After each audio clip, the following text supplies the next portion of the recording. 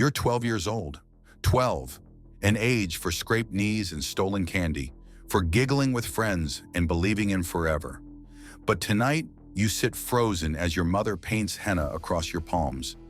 Intricate patterns that feel like chains. Her hands shake. She won't meet your eyes because if she does, she'll break. Outside, the drums grow louder, heavier, pulling you toward a threshold you never asked to cross. This is supposed to be celebration, but all you hear is ending. What if your childhood ended before it ever began? Let's dive into it.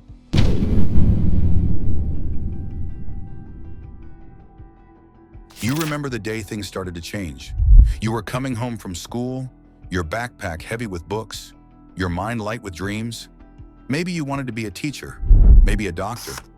Maybe you hadn't decided yet because you were only 11 and the world still felt full of possibilities. Then the visitors came.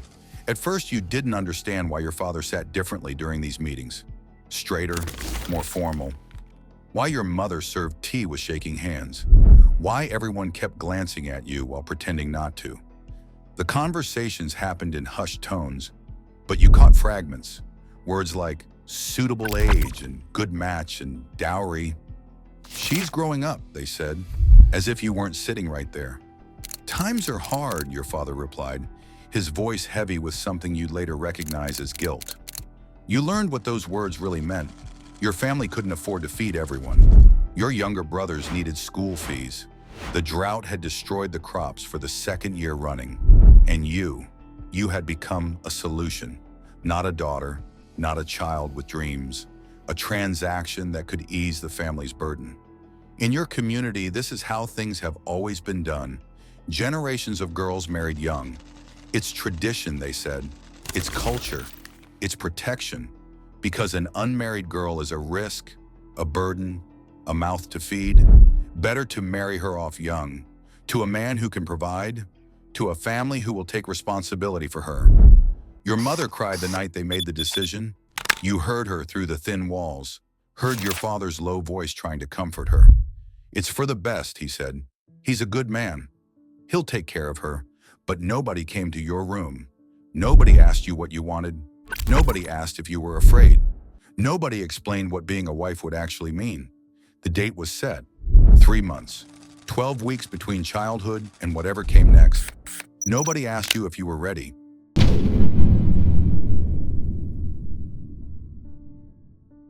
The day arrives like a storm you saw coming but couldn't escape. You wake up before dawn, your stomach twisted in knots. Women fill your house, aunts, neighbors, strangers who've come to prepare you. They dress you in clothes too heavy, too bright, too adult. Red and gold fabric that weighs on your small frame like chains. Your face is painted with colors that make you look older. Your hair is pulled back so tight it hurts, adorned with flowers and jewels borrowed from relatives. Women you barely know hover around you, adjusting your veil, telling you how beautiful you look, how lucky you are, how blessed this day is. You don't feel lucky. You feel like you're drowning in fabric and expectations. The man you're about to marry arrives with his family. He's older than your oldest uncle, maybe 40, maybe more. You've met him twice before, brief awkward meetings where he looked you over like you were livestock at market. He smiled at you once, but it wasn't the kind of smile that made you feel safe. It was the smile of someone who had already decided you belonged to him. The ceremony is a blur of rituals you don't fully understand. Religious leaders speak words in languages you barely comprehend. Signatures are made on papers you're not allowed to read. Your hand is placed in his palm rough and large, yours small and trembling. And everyone cheers as if something wonderful has just happened. This is supposed to be the happiest day of your life. People keep saying that, the happiest day, but you're not happy, you're terrified. Because you understand now with devastating clarity, this isn't a wedding, it's a transfer of ownership. From your father to this stranger, from one house to another, from childhood to something you have no name for. That night, you cry yourself to sleep in a room that isn't yours, in a house that doesn't feel like home, next to a man you don't love and who doesn't love you. Because this isn't about love. It never was.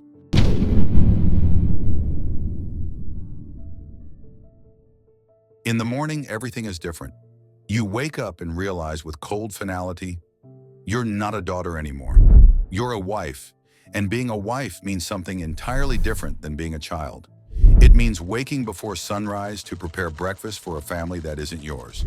It means cleaning a house that's too big and too empty of kindness.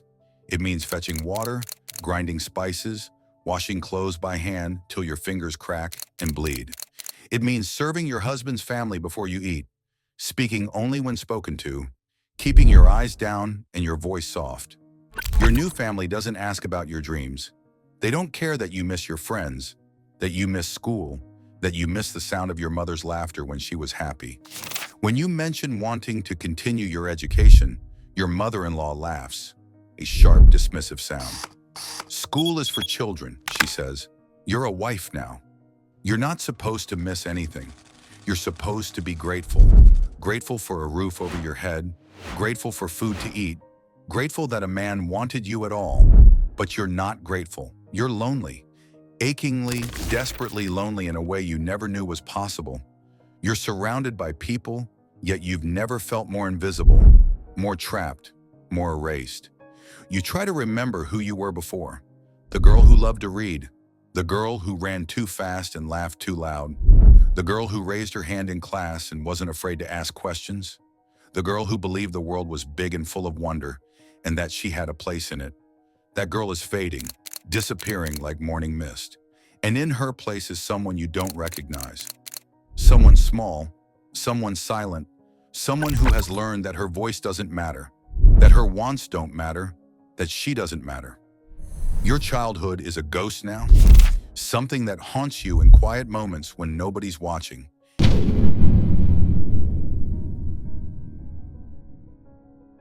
There are things nobody prepares you for, moments that tear away the pieces of childhood before you even understand what they are.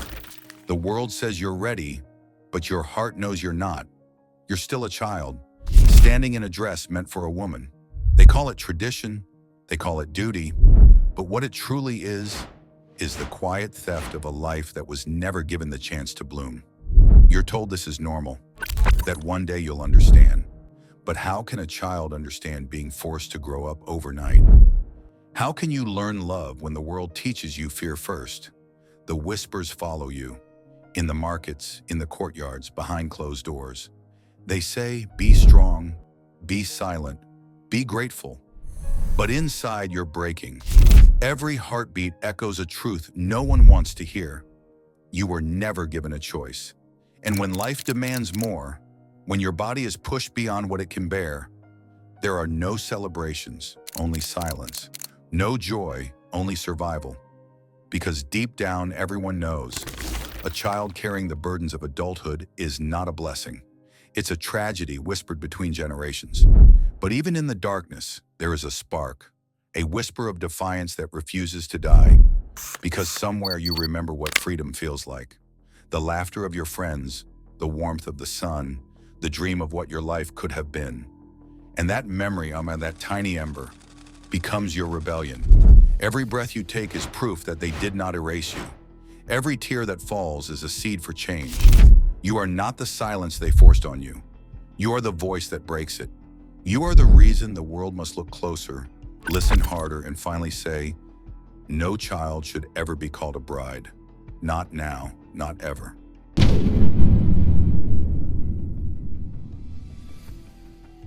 There comes a moment when something inside you shifts, when the numbness cracks and something raw and true breaks through. Maybe it's the day you see a girl your age walking to school, her backpack bouncing against her shoulders, her friends laughing beside her, their voices bright with possibility. And you realize with devastating clarity, that should have been you.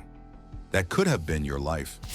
Maybe it's the day you look in the mirror and don't recognize the person staring back, the hollow eyes, the bruises you've learned to hide, the resignation etched into features that should still be soft with youth, the complete absence of hope. Maybe it's the day your husband raises his hand again, and instead of cowering like you've learned to do, something inside you whispers with sudden, fierce clarity, no, not anymore, not one more time. The breaking point is different for every girl, but it comes. That moment when you realize, this isn't living. This is dying slowly, and you're tired. So tired of just surviving. Some girls find the courage to run away, slipping out in the night with nothing but the clothes on their backs and a desperate hope that anywhere is better than here. Some girls reach out to organizations they've heard whispers about, places that help girls like you, places that believe you deserve more than this nightmare. Some girls never make it to that moment. Their breaking point comes too late, and the world loses another child to a system that never valued her in the first place. Another name that will never be known, another story that will never be told. But for those who do find the courage to speak up, to reach out, to say, I deserve better than this, those girls become warriors. Not because they chose to be, not because they wanted to fight, but because survival demanded it. And their voices, quiet at first, then growing stronger, begin to change the world.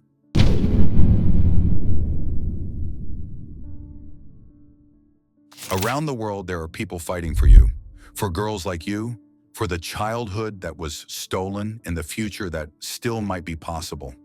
There are survivors who have walked the exact path you're walking now. Women who were child brides themselves and who refuse to let that be the end of their story. They've built schools in their communities. They've stood before lawmakers and demanded change. They've shared their stories despite the shame and stigma, because they know that silence protects the system, not the children. There are activists documenting the truth, sharing the statistics that make comfortable people uncomfortable, that 12 million girls are married as children every year. That's one girl every 2 seconds. That child marriage exists not just in distant countries we like to think of as other, but here too, in communities we walk past every day without seeing. There are lawyers fighting to change legislation, to raise the marriage age, to close loopholes that allow children to be married with parental consent. There are educators working to keep girls in school, knowing that education is one of the strongest protections against child marriage. There are healthcare workers ensuring that young mothers receive the medical care they desperately need.